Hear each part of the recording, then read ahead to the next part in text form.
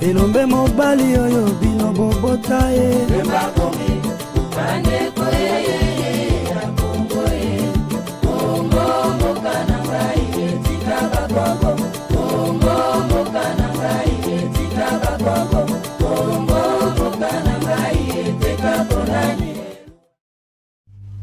Mbote bandeko balandi Canal Congo Télévision, mbote bandeko balandi émission Nabino bozelaka chaque jeudi, émission Nabino Masulo ya MLC, bongo na moko na lelo pona Masulo na biso ya MLC, to yambi pona bino bato babale, to yambi pona bino ndeko na biso vice-président fédéral ya Chopo la pomme ekaka ikaka mbote na yo ndeko la pomme okoki ko bekolo bango so bien komona yo. Merci ndeko Amadeo. Donc ndeko la pomme iteka bolimbisi vice représentant ya MLC Chopo. Merci beaucoup. Bongo ya bibale to mipona bino mwana mboka ndeko na biso René Bonganga yazali président national ya Valley Bembis structure ezako évoluer na kati ya MLC ndeko René mbote na yo. Mbote ndeko Mbandisango, mbote pe na ndeko ngai representant MLC Chopo, mbote pe na bandeko nyonso bakolanda biso lelo. Matondo mingi bana MLC baye bolinga kakolanda peza basango na bino ya etamboli ya parti na bino MLC na ebike bozali pona kolanda masolo ya MLC. Bongo na banda mbala moko na ndeko na biso la pomme boni kuna na Chopo kuna. En tout cas ndeko Amadeo Kimi ezali que la grande fédération ya Chopo ezotambola na bokebi pe na limemia nyonso pe na mibeko ya MLC na kasi ezali parmi la grande fédération oyo ezako constituer biso na niveau ya MLC international do MLC na biso ya Congo awa boyebi ke kati na biso toza na ba oyo toza parmi fédération ezwi privilège ya kozala na secrétaire général. Mais elle oyo lelo azali peut-être empêché et puis lelo azali vice-ministre de l'environnement, vice-premier ministre de l'environnement de Amadeo et puis toza plusieurs députés na kati na biso donc vraiment toza na malamu koleka. Kasi Kalater Abwe président national ya mouvement de libération du Congo asalaka message moko et le kaki na nzela ya Nabino et le kaki piso tutanga ki ngopé na nzela ya ba réseaux sociaux azali ko senga na ba président fédéraux ba kitaka na ba base na bango surtout mingi ba oyo bavandaka awa mais baza ba président fédéraux na ebité oumeli awa kuno ba totiki nani pona mona ki président Nabino de quotidien azali pe awa. Oui, président Abisso Didier Mekatali Koi azali awa mais tozali parmi la fédération le plus mieux organisée. Na gaisi na effectué des voyages na niveau ya Chopo pour na ko redemiser parti na biso et puis en plus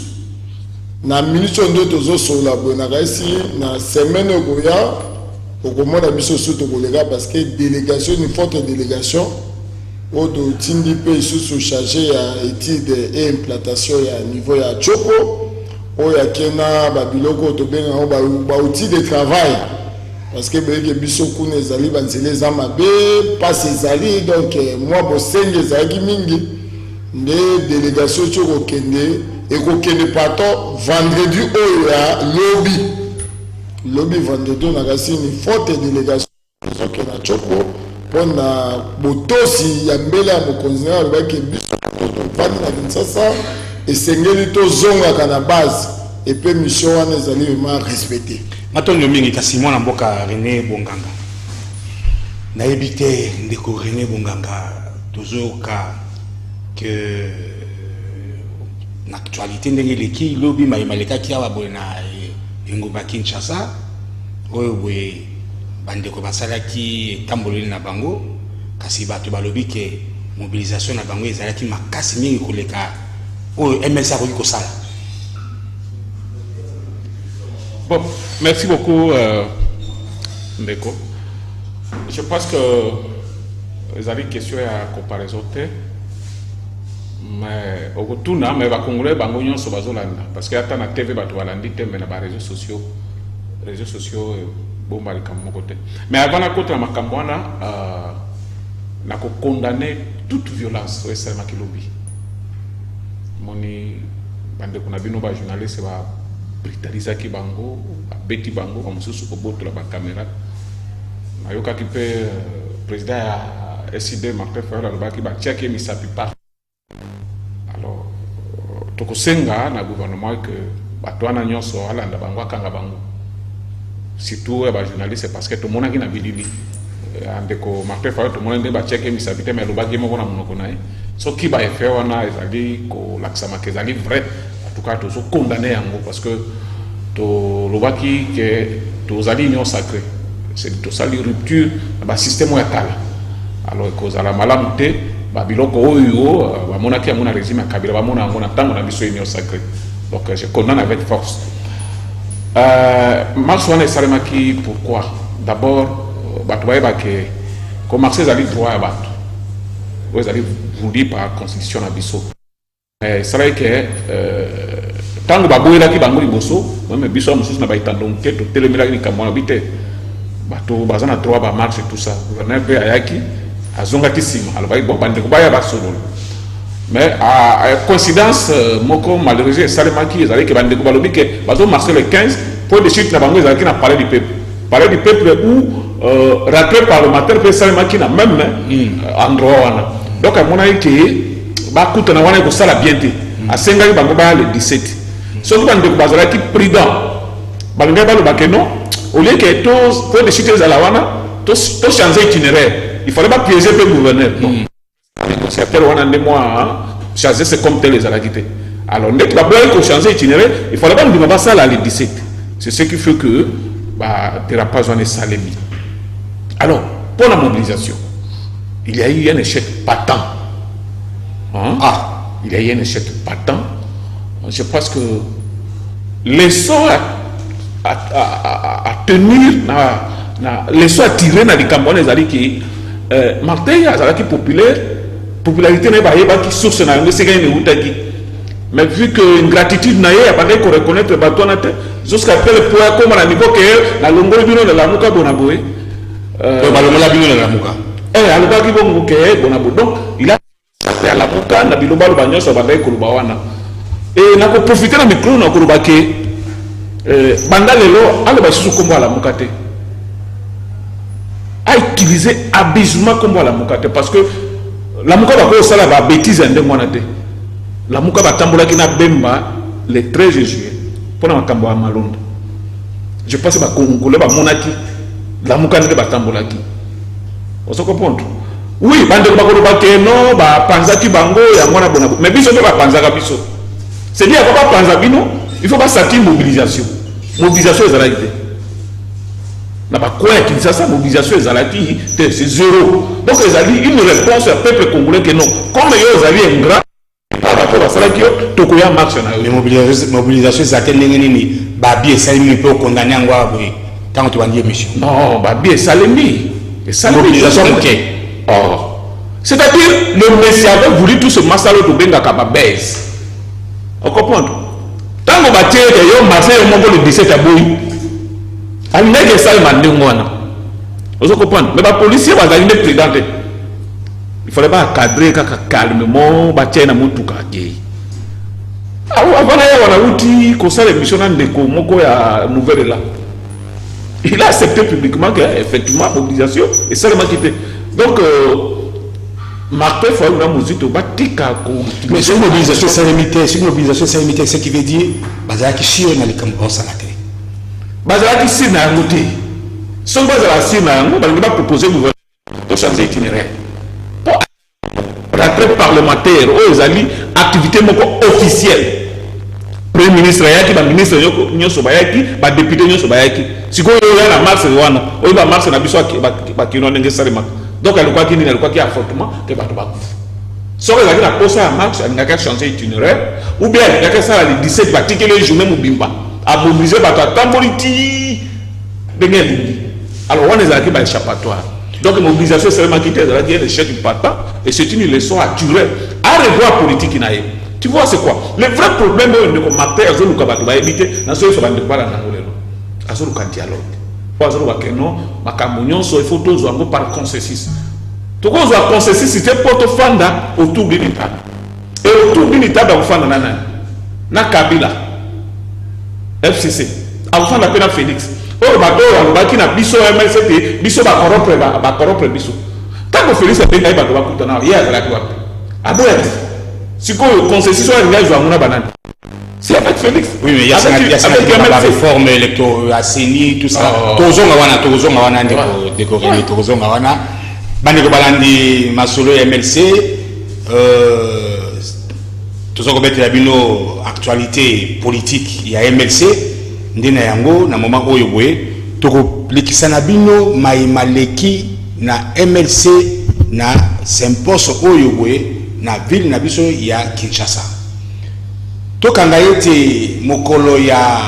vendredi passé oyo likiawa ya 2-3 jours président fédéral ya Funa 1 honorable Edi Ye azalaki na ngiringiri kasi eloko ekamwisi bato eza ete ezalaka nde na badepute soki bakei na bavacances parlementaires kuna nde bazongaka na banyama biloko ebele oyo bato bapesaka bango me kasi tokamwe na Kinshasa bapesi honorable Edi Iyeli na base na ye bakado lokola banyama tolandango biso moko nano na nzela ya télévision bongo toyeba kopesa bacommentaire na sima. Mouvement de libération du Congo très visible na commune Ngiringiri, toujours dans le député provincial Nango, honorable Edi Yeli Molangi, papa social, pe président de la fondation Oibengam na Kombo na ye. Yazali toujours sur terrain, na circonscription électorale na ye. Simakosi sa tournée à challenge dénommé Edi Yeli, samedi 11 septembre, qui tourne à Epe Kozaba Kado, bon mesano et pas yaba électeur na ye. Na kota le lenge ye pe azalakana bango tango nyonso, na ba différentes actions. Ya tour oyo ezalaki kaka komina Ngiringiri te kasi ba komina nyonso oyo ezwami na Funa wapi fondation Iyeli pe ezali bumbu Ngiringiri Kasavu Bukala Makala bandalunga Selembao oyo pe bazwami lisusu na kati ya mouvement de libération du Congo na nzela ya président nango honorable Edi Yeli Molangi. En remise à Bakado et Salemine à terrain bondo, sima ba cérémonie en ndenge na ndenge, semoul tabawe utaki na bureau na ezomi na commune Ngiringiri, makala makemba bible kote pa ya basali na nzambe, ba jouer ya quartier Diomi oyo babimaki champion pe ba pesa ki ya bango cadeau, bakisa bayi catholique, na suka nde ba coordinateur ba pesa ki ya bango ya motu ya cadeau, oyo ezali ya ngombe ya munene, pesa ki sango makasi na eli ya Ngiringiri Edi Yeli, wapi pe a profitaki na kopesa bango message ya président national ya mouvement de libération du Congo, président Jean-Pierre Bemba Gombo, Boyokaye. Bana Jean-Pierre Bemba Gombo, tika bina bana Ngiringiri. Ndenge tango usipoza kosala visibilité. Bolingie mingi na Ngiringiri. Na la kibino papa koya kotela bino Ngiringiri. Ndenge mama yaki ndenge papa koya eza sengote. Papa koya kotela bino na Ngiringiri. Mwandambo ya bayi fondation pe balobaki boy. Tolingaka batu oyo baza ba job oyo ezali tanga pasi pe tanga bisengo akondimaka toujours fondation ya Iyeli bato tolukaka bango wana mais tosenga lokola lelo na bana ya Ngiringiri ba comprendre que moto esenga tolanda ezali ye tozobenga bango nyonso baya tosangana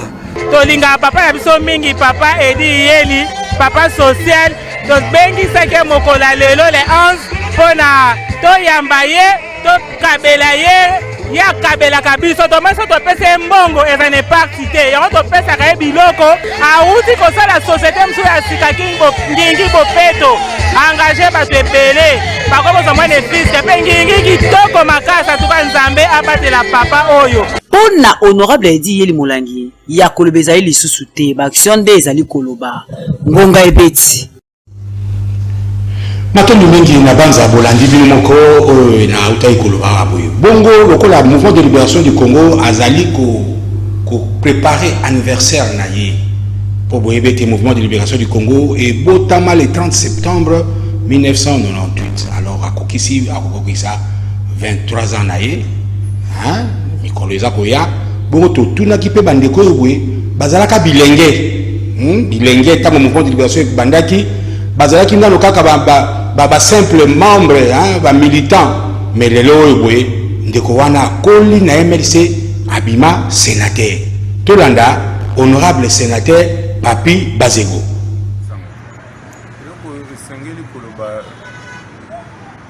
Na MLC na tango wana ezalaki nano mouvement militaire na tango oyo mboka ekabwanaki na biteni mingi bacomposante ezalaki bongo oyo ezalaki dirige ngambo ezalaki na MLC ezalaki na ngambo ezalaki na RCD na ngambo ezalaki na oyo tozalaki kobenga ancien gouvernement na tango wana ya Laurent Désiré Kabila kondo Laurent Désiré Kabila personnellement nakanisa tango tokota ya solo uti koloba nazalaki elenge pe solo nazo koloba nazalaki na 24 ans na ngonga wana mais ezali par conviction nde tokotaki na likambo par conviction kotala ete makanisi oyo ezalaki na MLC ndenge ekelamaki kolandisama likanisi ya leader na ye naza kopesa mbote awa président national Jean-Pierre Bemba tolandaki likanisi yango na ndenge amonisaki na ndenge mboka ezalaki kotambola na ngonga wana na pokoso nyonso privation ya liberté démocratie ezalaki pena te tozalaki komona avenir ezalaki na molili ezalaki sombre tokokaki kozala ndenge wana te po ete biso bilenge meme ndenge tozali na ngonga wana tozalaki suna bambula moke ezali komona liboso na biso molili mpenza toyebi te avenir ekozala ndenge nini mais kasi mouvement moko ekomi pene démarche nango ezali kobongola ndenge na biso ya kobika tolobaki tomeka kokota ngai mpe ndenge na ngai par exemple nakotaki mpe bandeko mingi baninga mingi bakotaki mpe misusu bazali na kati à travers les services nga mpe nazalaki kati na mosala moko kosala kuna ti rébellion ekosila MLC ekoma parti politique tolongwa te tovandi kaka na kati na MLC tokobi kozala kuna fidélité na biso lokola démocratie oyo tobundelaki yango esalaki lokola mwa moke kokota na organisation ya baélection esalamaki ya yambo na 2006 atako toyebi ndenge nini esalamaki na niveau ya présidentiel mais kasi élection esalamaki quand même tobandi kobunda ti na moi mwa lelo biso mpe tokokota na kati na esika yango bongo na kati ya misiki mpona koservir ekolo à travers statut tozali na yango matondi mingi ndeko honorable sénateur Papi Bazego bongo to mikana lokoya kozwa bandeko ndeko la pomme ese kuna pe mabongisi ya makambo ya anniversaire eza kobongisama nakasi totireli na poso be moko lelo nakasi poso mibale parce que lobi samedi dimanche tokozala le 18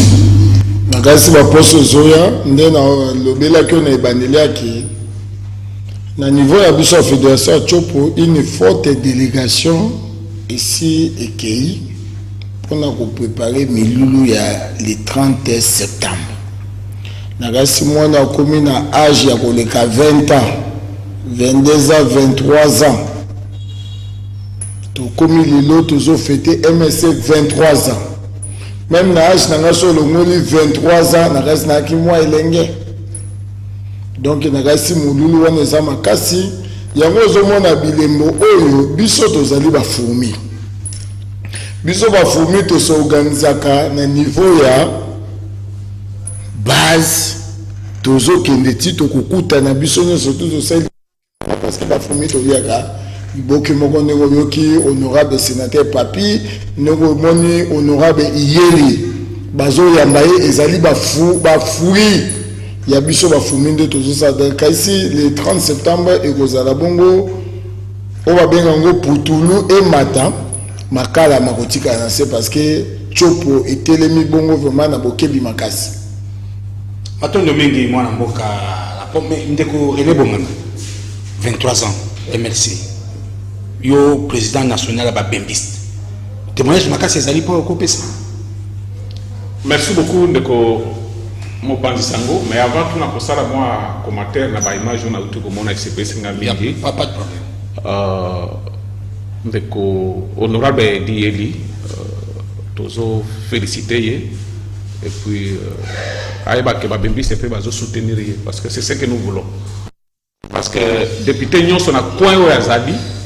ceux qui ont salabouillé, donc on espérait qu'on garde ma siège dans la vie. Et puis, comme président fédéral. Voilà. Donc, dans la zone où les députés, les cadres, les fédéraux, voire même les présidents, parce que tout spécialisé. Nous tous on a coin où Azadi, ceux qui ont salabouillé. En tout cas, là, tu peux rassurer le président Bemba en 2023. Pour rafler par poste belé. Donc,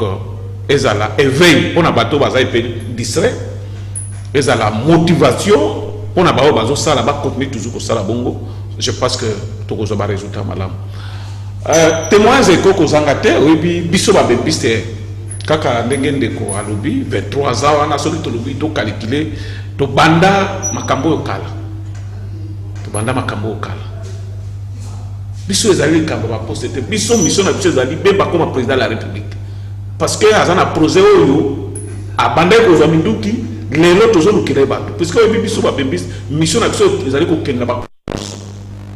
tozo lokola ba évangéliste tozo benga bato ba ya ba kota MLC de façon que na ba élection na niveau nyos tozo abokonzi vision yo bemba zana yango a diriger mboka parce que nous sommes convaincus na vision yo zana yango mboka oyo est conscient parce que il maîtrise tout hein, sur le plan économique, à gérer même armée, à gérer le secteur rebelle, à avoir suffisamment d'expérience. Et mission à Bissot à Bembiste, nous sommes à quoi ils allaient. Bateau va aller déjà qui n'a cause de la Bissot, Bissot à l'opposé. Tous en a pas va comprendre té. Tout bien la bangoba y a pas rejoindre Bissot, tous à la ébélé. Pour la élection, tous on va député ébélé. À niveau provincial, tout comme national, na sénatorial. Donc, 23 ans, ils ont eu le coup là. Mais tu atteindre dans l'objectif. Alors, cette fois-ci, tu vas mettre la tuape.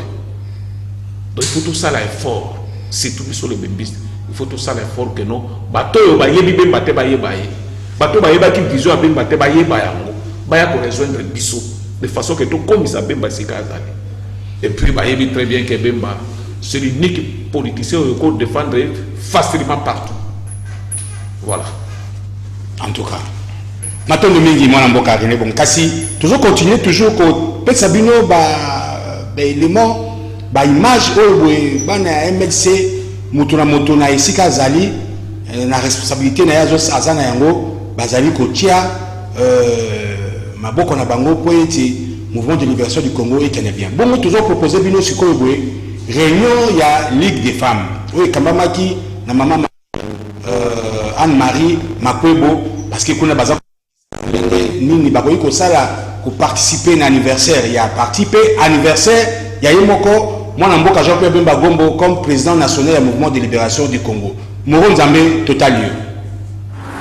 Rendez-vous na bango eto samaki ba Ligue des femmes ya MLC ville ya Kinshasa mukolo ya jeudi 9 septembre oyo ba sangana ki lokola momesano en interfédéral ya MLC sur avenue ya enseignement na commune ya Kasavubu. Réunion oyo ikambamaki na vice-présidente Mama Anne-Marie Makwebo oya tambusaki masolo na bango na biteni misato ya liboso penza asengaki mobilisation ezonga makasi epa ya ba mama ya MLC bazala bomoko likanisi moko pona ko soutenir mwana na bango président national ya MLC Jean-Pierre Bemba Gombo pe ba yaki ko solola na oyo etali mabongisi ya mbotama ya président national ya MLC pe mbotama ya parti ndenge nini esengeli na bango ko bongisa makambo yango na ngambo ya ba mama boyoka ndege babetsaki ngonga. Chaque jeudi à 14h.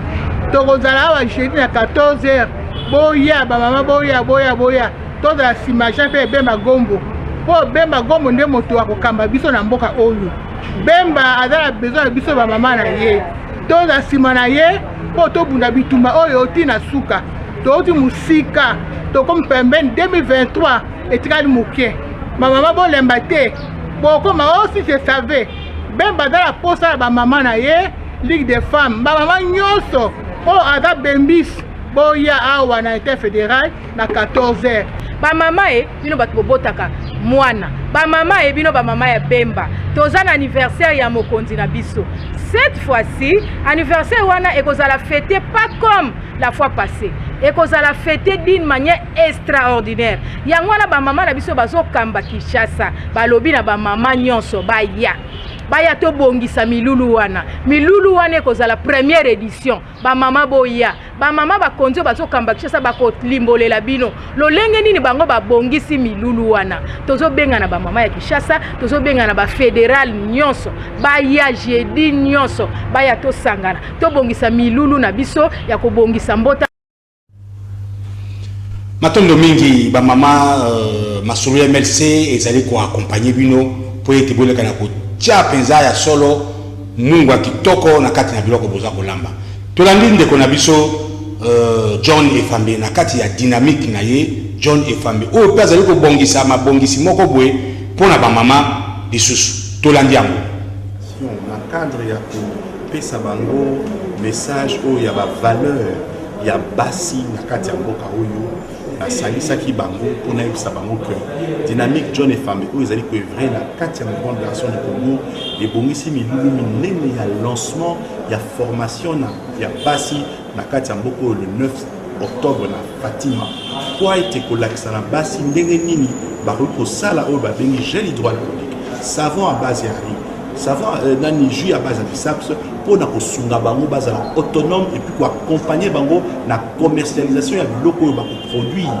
ezalaki litomba mingi na mpona biso kosolola ba maman ba veuve militaire oyo bomoni awa oyo bazali kosoutenir mpe kokamba biso na kati ya vision oyo ezali kopone président national Jean-Pierre Bemba Ngombo na kati ya bastructure d'appui oyo tozali dynamique John Efambe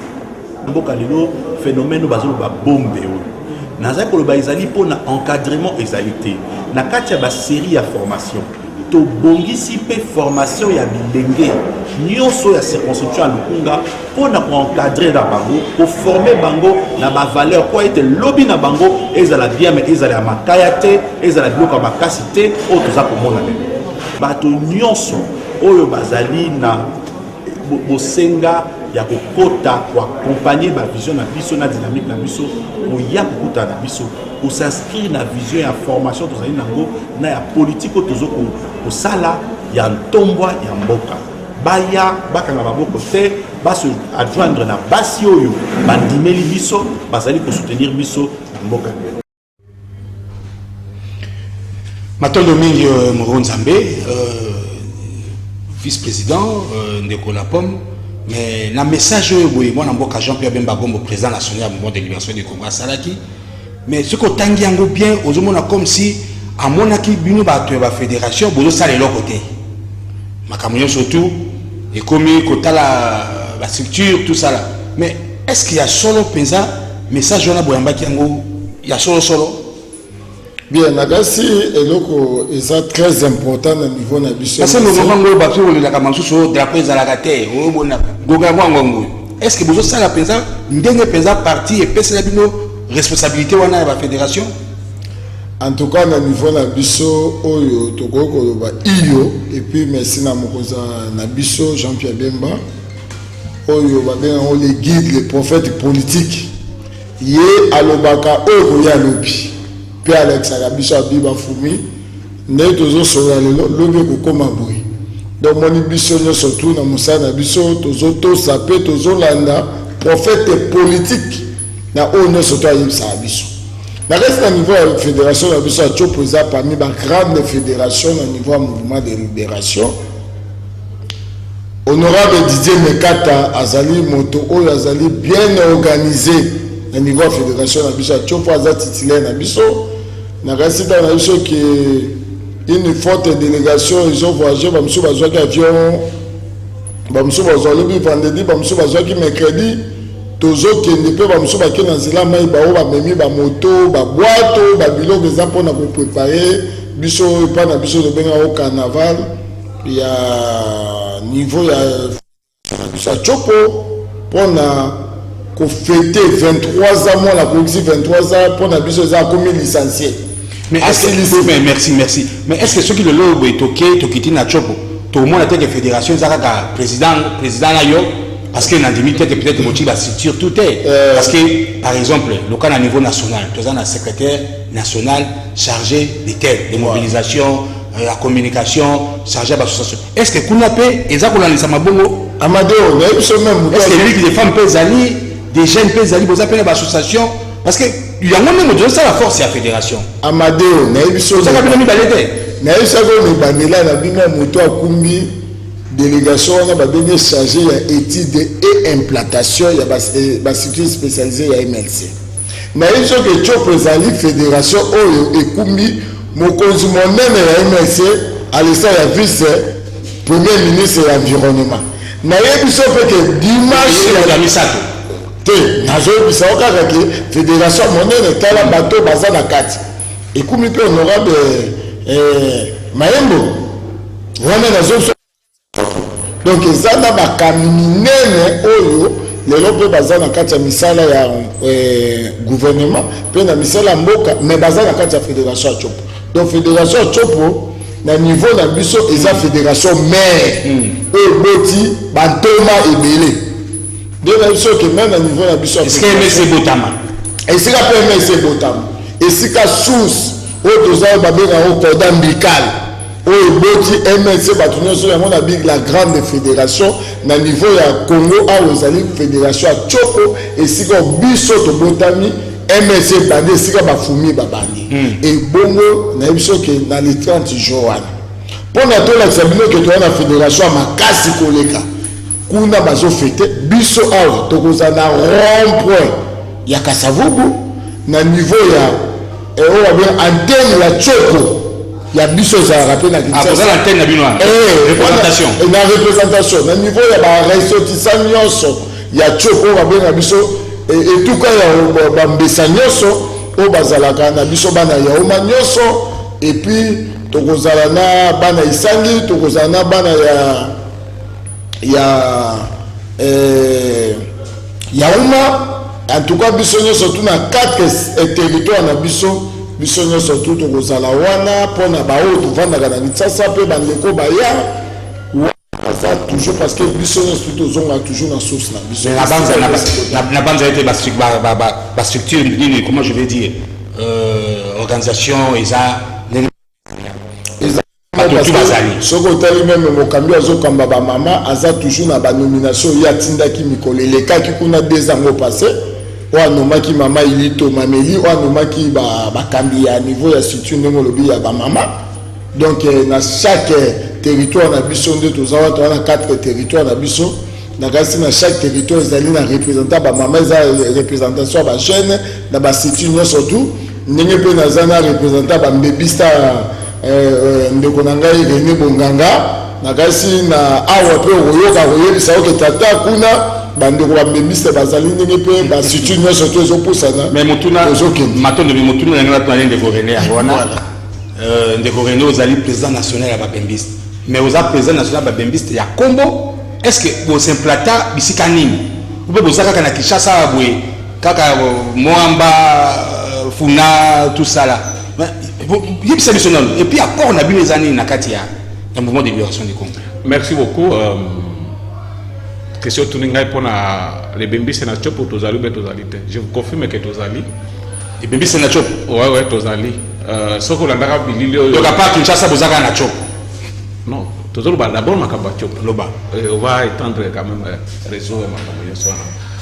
Makamba. Dernier meeting le président Saraki na Kisangani. Je passe au Monaka à Bembiste. Na ba polo na bango bazalaki wana et bazali je comprends donc représentant petit programme na ko former pe bango ba mise associer na bango pour na réciter événement wana et on dehors à pour ndenge au lobby wana aux journalistes bien sûr mais aux porte-parole pe ba Bembiste oyebi bon tout na pona opinion ba yeba yango les Bembiste tous allés partout oyebi tous allés partout je pense que dès ma bon sa maison salement ba Bembiste comité national qu'on fait un anniversaire il y a MLC dans l'une des provinces à RDC pas nécessairement Kinshasa On a un message dans PCO. Vous avez même implanté dans la province. Vous allez partout.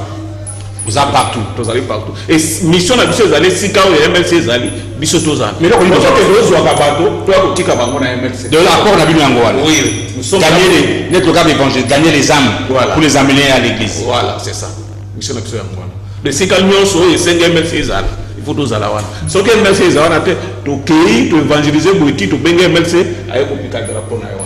Matondo mingi mwana mboka René Bonganga na biano na yo kasi azalinde journaliste naza porte-parole te ya bapembiste ndio tikoloba wana kasi tolanda na nzela ya machine kone pa ya Moro Nzambe bandeko na biso ya structure mususu ya avenue Bemba basanganaka mikolo nyonso ya mardi mokolo mibale ya poso bango me poso ya oyo basanganaki ezalaki un peu spécial bongo tolanda masolo na yango na nzela ya ekando eke.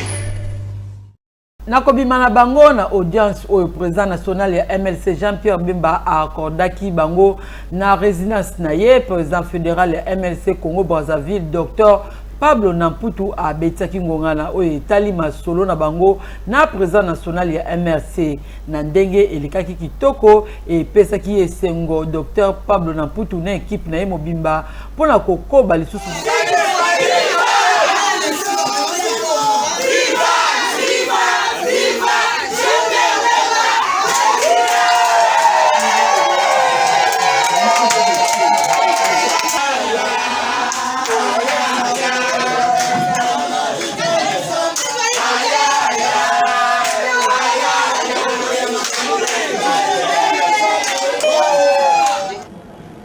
Mardi 14 septembre 2021, ezalaki ya bokeseni pona lisanga avenir Bemba moko ya ba structure ya mouvement ya libération ya Congo MLC na mokuse pamba te ba memaki ba innovation to pe makambo ya sika na structure na bango ba promulguer règlement intérieur ya structure pe ba adopter comité ya sika ba bengi conseil de sages lokola momesano ba lobelaki situation politique ekolo Congo démocratique lolenge ezali kotambola boyo kangonga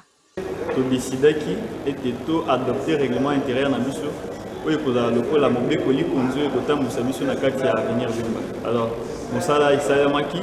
alors finalité esengaki ke président lokola ya mokambi na biso a publié yango po a rendre yango opposable na moto nyonso. Alors tosepeli makasi po te bandeko batravaille makasi to apporter organe ya sika na kati ya avenir Bemba oyo ebengaki conseil des sages ekokambama na bato oyo baza na bwanya pour être régler ma caméra et ça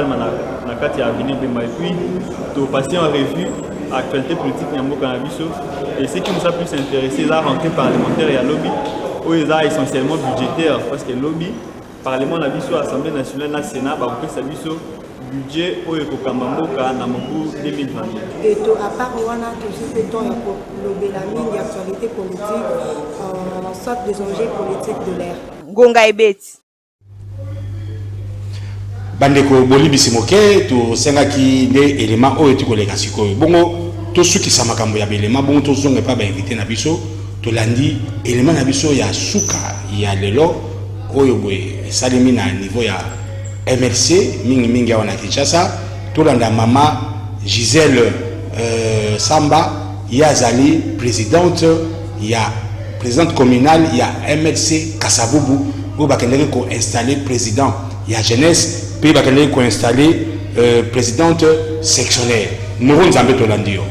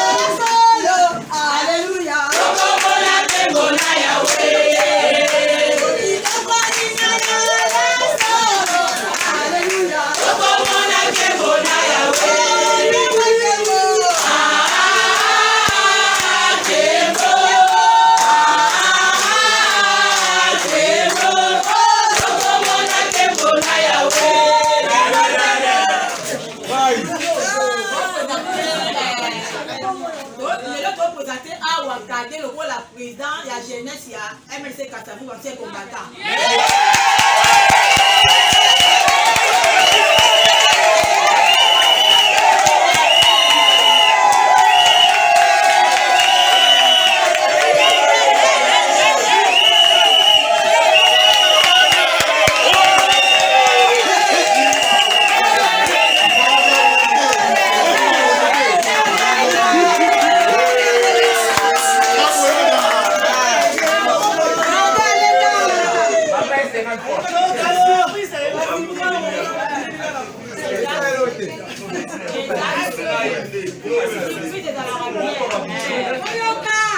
Président ya jeunesse ya MLC Kasavu ancien combattant yeli. Aza mutu alenda. Bozala mayele, bozala très solide. Biso to abato to alonga ba miel, o ba nzoye landaka. To so amoni ke ngala lekaki wana, awe espoir eza po mama. Odetaza, kadaza wana mutu ako onimisa. Matondo mingi Muro Nzambe kasi tokomi na suka ya masolo na biso ya MLC ya mukona lelo bandeko be bamoni ete tamba osala ba activité na bango bazana bosenga ete ile kananzela pe ya masolo ya MLC numéro ya téléphone yango wana bobenga pe tokoyebisa bino lolenge nini bosalema. Alors motuna na yo ya suka yango yo, est-ce que président national ya mouvement de libération du Congo akoki kovanda kimia na kiti na ye pe atala pe avenir pour la MLC, la fédération à Chop. Et la reste, tout le bagage, tout bien, toujours Koi Mobali, Jean-Pierre Bemba pour te dire que Koi Mobali, Tata, ici, qu'on allait vendre pour la Chop. Biso, tous allez, bon, maman, il y a MLC. Ici, quand il y a MLC, tout beau, dis-moi, dans la Biso, peut tous aucun de la monde à Biso, dans Bokebi. Déjà moto kolo banaeke lelo pona Congo na biso bitumba ba pasi ba monyoko ba congolais bazolela bazotu na biso toujours babi bino bana chopo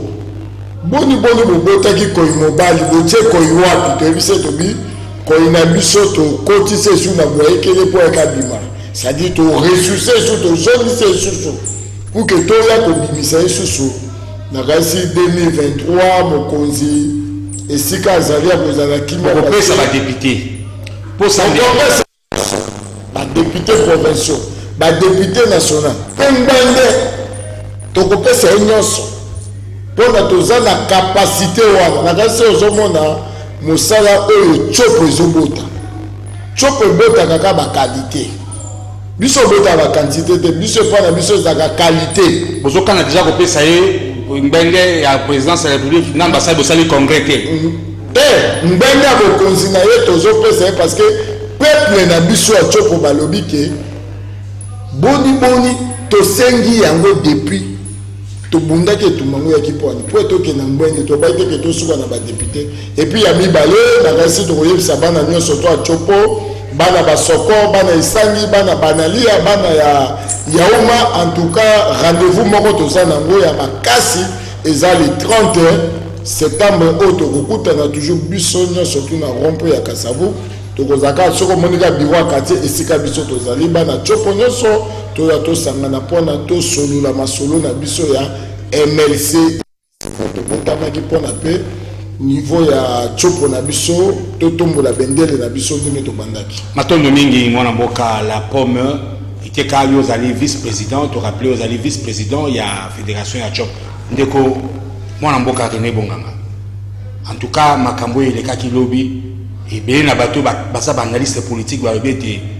na makambo ile kiwa na MLC za suna avenir te na mboko ya Kinshasa yo lokwa bembisto lobini bato ba rubande mwana ndengini bato ba rubande ke marteau isu azana avenir te po ko ngwa boy ko respecter mot d'ordre na ye mais babini ba province vile ça bato tamboli hein wapi babini na biso na mbandaka awa tozana télévision la mami tozana télévision la jofa non logiquement par là je pense que na sengina ndeko Fayulu président SID Muzito président nouvelle là na badie na bango FCC bazalaki na batataki na bango ba revoir calcul parce que Congolais à répondre. Imaginez-vous Martin Fayulu tozalaka na ye apesa modo de bongo fiasco esalema ya niveau non je pense que totala ndenge makambo ezosala totala vérité en face bato bazokosa ye oke bato batambolaki bona non échec patent je dis et je répète soki ozana ba image au prouver ba congolais le contraire ba mona na ba ikando kewe donc na mokuse to ça les ali que Martin Fayulu fois à la claire na tunu mutuna MSA za avenir MSA za avenir ndeko alobi nyonso akolinga te na kaka oyo alobi na ya na zone d'abord on commence par le bembiste nous allons travailler que MSA azwa pouvoir na bisika nyonso ndenge ndeko alobi ozo comprendre biso le bembiste oyebi ndenge ni tozali ko travailler tolala kate butumo tozali ko travailler je pense que ben va le bakate mais chaque jour au monde naka odi ko leksa bilili oya parti ne ko comparer na parce que ceux qui le biko zo musala chaque jour au qui s'abilili à MRC na chaque donc là au numéro na wana téléphone on est à makasi po ekotonda parti no susu teo ezali ko travailler pour la MRC soki lelo na chopo basali activité te na goma basali soki na goma basali te beli basali donc sala monotone wana ba numéro le ken na ba poignos je pense au son bandé téléphone za la malunga pour que supporter cher wana donc MRC zelo ngo kete ko comparer ko na partout matondo mingi mwana mboka René Bonganga mwana mboka ndeko la pombe iteka mais matondo mingi na lolenge boyaki lelo ko yanula na bianga mana biso bana MLC tokomi na suka ya maso MLC ba bazali na besoin ko côté na mouvement de libération du Congo ba fédération ezali presque partout hein ba siège communal le ezali hein donc beaucoup ko kende ko s'adhérer bongo tokomi na suka ya maso na biso ya mokona lelo to pesi bino ba mbote belé na bandako na bino bongo tokutani poste za ko yana sima to pesi pe bandeko to pesi pe information bandeko ya Force One ya Maître Didier Kimbumbu bazalaki kuna na bak na Congo central bon ba image to sengaki et comité kasi to banza été prochainement ba ko ba ko bongama ndeni na ko ya ko même na biso ba image pour que Congo mobimba et mona mosala oyebwe MLC azali ko sala awa na mikolo yetu za ko mona yango mbote mingi pana bino elombe mobali oyo bino bobota ye